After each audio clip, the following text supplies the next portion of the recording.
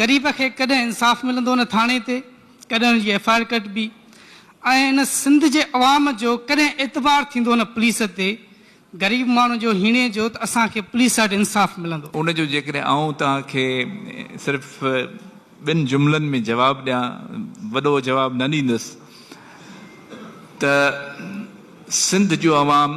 जॾहिं पंहिंजे क़िस्मत जो फ़ैसिलो इलेक्शन में करणु वञे थो, तॾहिं महिरबानी करे सोचे सम्झी करे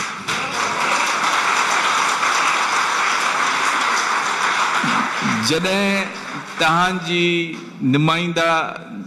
माण्हू जिन खे सिंध जे ग़रीब